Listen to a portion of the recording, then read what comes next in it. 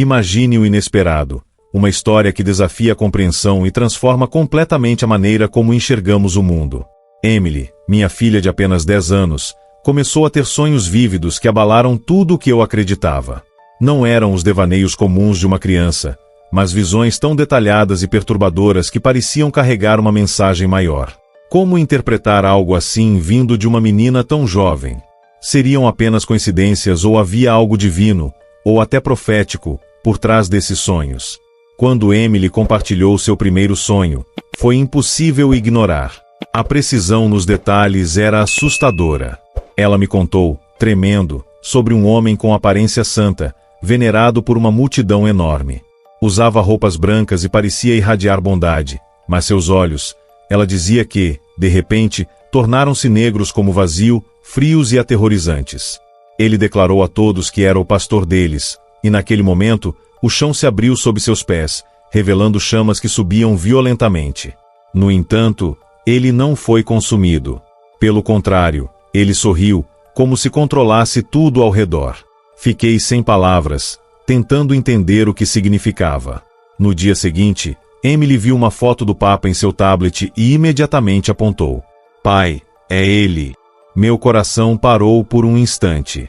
Como poderia uma criança tão pequena associar aquela figura respeitada a algo tão sombrio?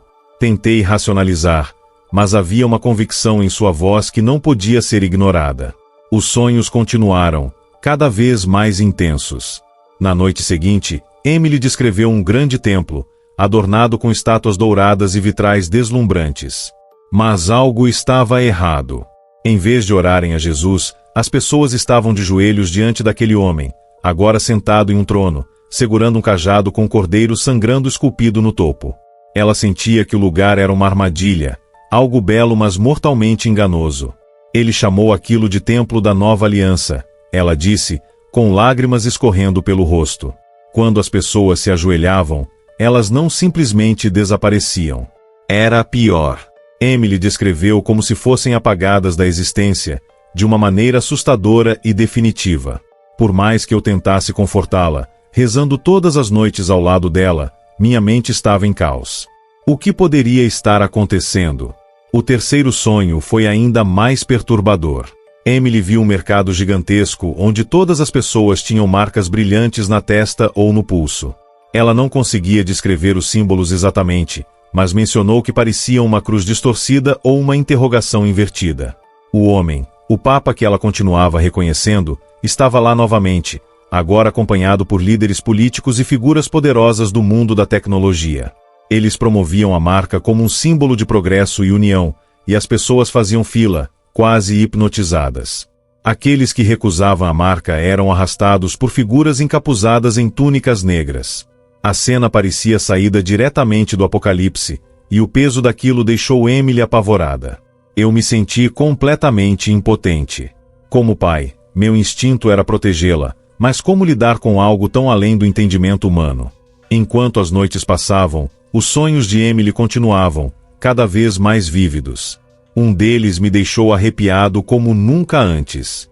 Ela viu o homem em um caixão de vidro, morto. O mundo inteiro parecia lamentar sua morte, mas algo ainda pior estava por vir. Após 3 dias, ele voltou à vida.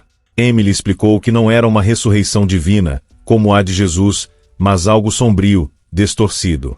O corpo dele se contorcia de forma grotesca, brilhando com uma luz que ela descreveu como errada, quase como radiação.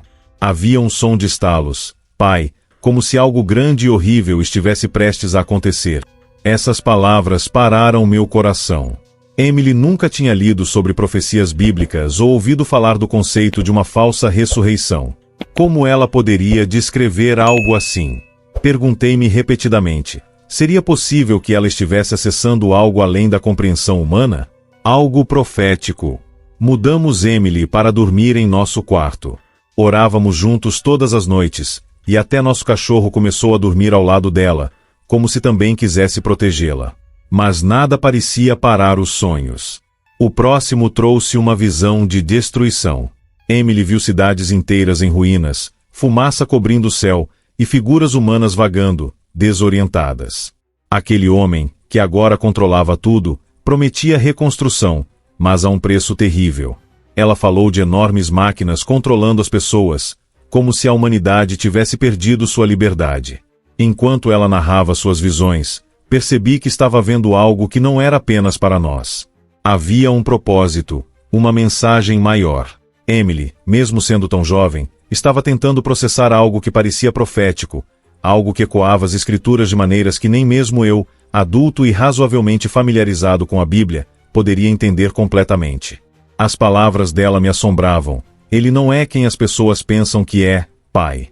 Ele engana todos. Mas algo muito maior está por vir. Emily estava começando a entender que esses sonhos eram um aviso, não apenas para ela, mas talvez para o mundo. Essa jornada estava apenas começando, e minha filha de 10 anos já carregava o peso de algo que desafiava toda a lógica, toda a razão. Um futuro sombrio parecia se aproximar, mas no meio de tudo isso, havia uma luz. Algo maior estava em jogo. Algo que, eu acreditava, poderia mudar tudo. Quando a figura se levantou em um dos sonhos de Emily, ele abriu a boca, mas o que saiu não foi uma voz. Era algo que Emily descreveu como um feixe de luz negra, algo tão antinatural que provocava terror imediato. Ele declarou ser o Salvador do mundo, e as palavras ecoaram como uma profecia distorcida. Quando Emily acordou desse sonho, foi com um grito desesperado, agarrando meu braço como se tentasse se segurar na realidade. A essa altura, eu já não sabia o que pensar. Cada sonho parecia mais do que apenas visões passageiras. Havia um peso neles, algo que parecia ultrapassar o simples acaso ou a imaginação infantil. Emily, com sua inocência e amor por Deus, estava carregando algo que nenhum adulto poderia ignorar. Ela não dizia que entendia completamente o que estava acontecendo, mas cada vez mais parecia que havia um propósito em tudo aquilo. E, no fundo, eu sabia. Esses sonhos pareciam um aviso. Os últimos sonhos de Emily trouxeram um senso de urgência ainda maior para nossa casa. A profundidade de suas visões não apenas a impactava, mas nos transformava como família. Cada descrição vinha com detalhes que um adulto teria dificuldade em criar, quanto mais uma criança de 10 anos. Em seu quinto sonho, Emily viu um mundo completamente dominado pela figura que agora chamava de o Supremo Pastor. Até o nome parecia carregar um peso sombrio, uma perversão de algo sagrado transformado em opressão. Ela descreveu como o mundo estava dividido em 10 regiões, cada uma governada por um rei que respondia diretamente a esse Supremo Pastor. Não era apenas um sistema político, era uma tirania absoluta. Nada podia ser feito sem a permissão das autoridades. Comprar comida, viajar, trabalhar, tudo estava sob controle total. Emily viu um mapa com essas regiões, cada linha desenhada com precisão quase cirúrgica. Ela dizia que o mapa parecia sem vida, como se tivesse cortado a humanidade de sua própria essência. O que mais a abalou, porém, foi o que veio a seguir. A Bíblia, o livro sagrado que guiava nossa fé, havia sido proibida. Emily viu pessoas sendo presas simplesmente por possuírem uma, e as escrituras eram queimadas em cerimônias públicas, como uma declaração de poder contra tudo o que era santo. Sua voz tremia ao descrever isso, o coração infantil dela incapaz de compreender como algo tão precioso poderia ser tratado como contrabando. Ela não viu pessoas sendo feridas fisicamente, mas o impacto emocional era devastador. O que ela deixou claro era que a fé cristã estava sendo erradicada sistematicamente, e o medo crescia em seu coração. O sexto sonho foi o mais difícil para Emily suportar. Ela contou que estava em uma colina, observando um campo de batalha que parecia se estender para sempre. De um lado estavam os seguidores do Supremo Pastor, armados com símbolos de sua dominação e marchando sob bandeiras que proclamavam uma paz falsa. Do outro lado estavam aqueles que recusaram se curvar, segurando cruzes e estandartes com versículos bíblicos. Emily disse que o ar estava carregado, quase sufocante, como se o próprio ambiente fosse contra eles. De repente, o céu ficou negro, e fogo começou a cair do alto. Mas não era um fogo comum, era algo vivo, algo que parecia buscar apagar qualquer esperança. A figura do Papa estava novamente à frente do exército, sua presença sombria e imponente. Ele ergueu a mão, e do chão emergiram criaturas que Emily chamou de serpentes com asas. Monstruosas e malevolentes, essas criaturas espalhavam terror e devastação. Por um momento, parecia que tudo estava perdido. Mas então, uma figura apareceu. Um homem vestido de branco resplandecente, montado em um cavalo, surgiu no campo. Emily não precisou de explicações. Ela sabia quem era. Era Jesus, Pai, ela disse com uma voz trêmula, tomada pela reverência. Ele ergueu uma espada, e com um único golpe, a batalha terminou. Sua luz expulsou toda a escuridão, e as criaturas desapareceram como se nunca tivessem existido. Quando Emily acordou dessa última visão, ela se agarrou a mim, repetindo as palavras que sentiu serem a mensagem daquele sonho. Permaneça fiel, permaneça verdadeiro. A vitória já está ganha. Essas palavras ficaram comigo, como um eco que não desaparecia.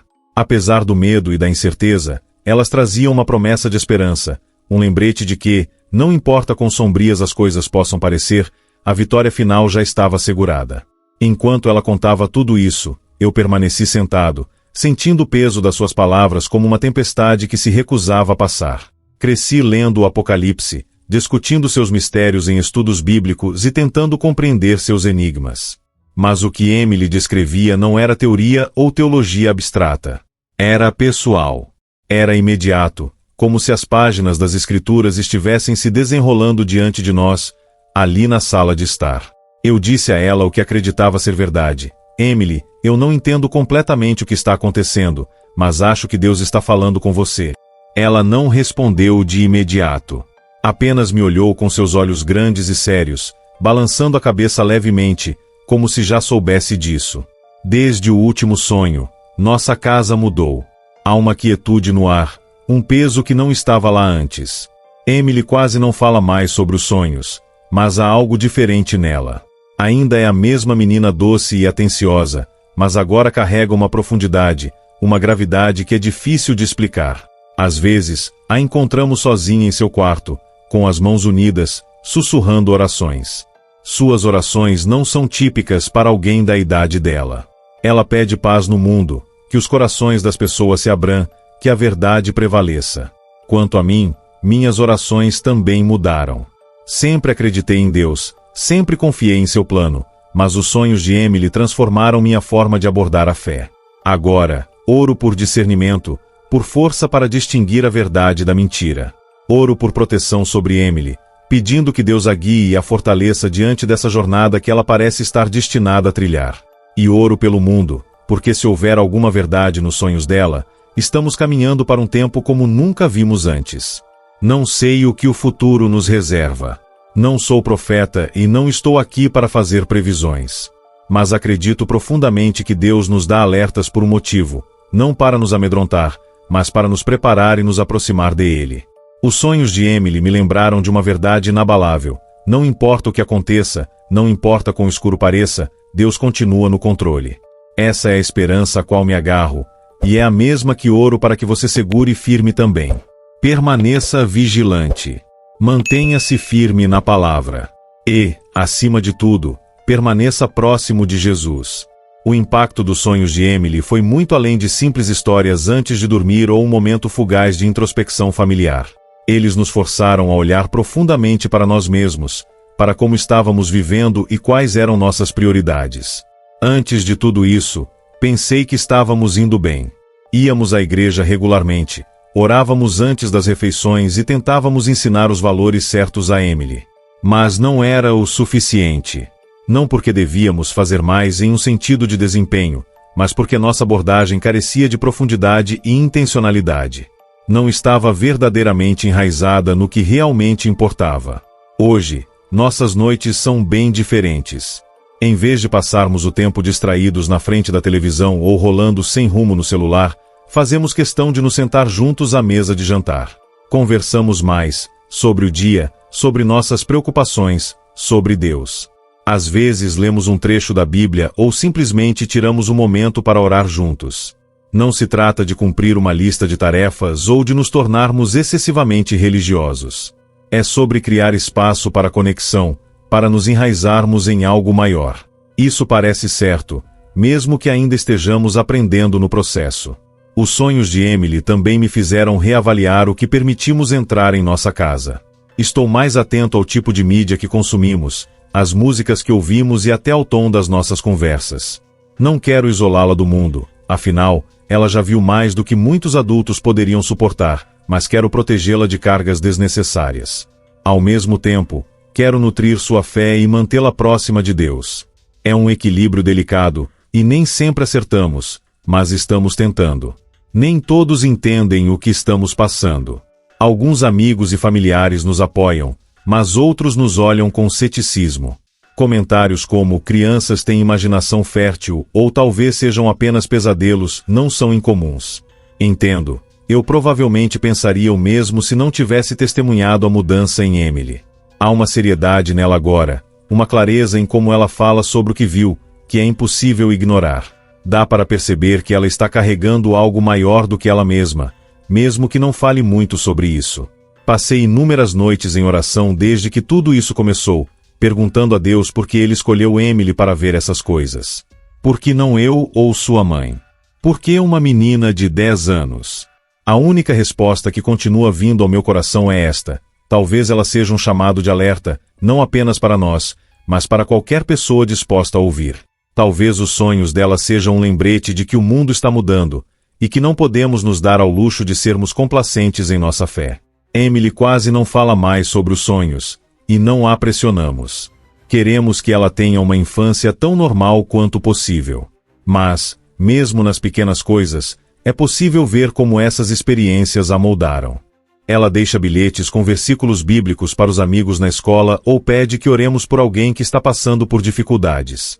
É sutil, mas sua fé se aprofundou de uma forma que me impressiona. Há uma força tranquila nela que me faz sentir humilde.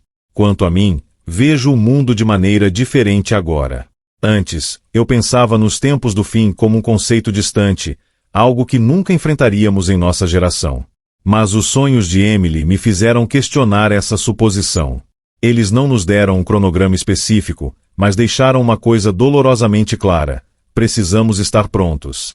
Precisamos viver com urgência, como se o tempo estivesse acabando, porque está. Minha família está longe de ser perfeita. Ainda estamos aprendendo, ainda tropeçamos, mas esses sonhos acenderam uma chama em nós. Eles nos lembraram do que realmente importa: a fé, a família e viver uma vida que honra a Deus. Se há algo que espero que você leve desta história, é isto: não espere por um chamado como o nosso para começar a prestar atenção. Ore mais. Ame sua família com mais intensidade. Observe o que está acontecendo ao seu redor e, o mais importante, mantenha-se próximo de Deus. Nenhum de nós sabe quanto tempo ainda temos, mas sabemos disso: Deus continua no controle. Seja o que for que venha a seguir, podemos confiar que Ele nos guiará através de tudo. Essa é a promessa a qual minha família se agarra, e espero que você possa se agarrar também. Obrigado por nos acompanhar e ouvir nossa história. Se essa mensagem tocou seu coração, encorajamos você a tirar um momento para refletir, orar e compartilhá-la com alguém que talvez precise ouvi-la. Juntos, vamos nos manter firmes na fé, apoiar uns aos outros e permanecer vigilantes nesses tempos incertos. Lembre-se, você não está sozinho, e sempre há esperança nele. Fique em paz e próximo de Deus.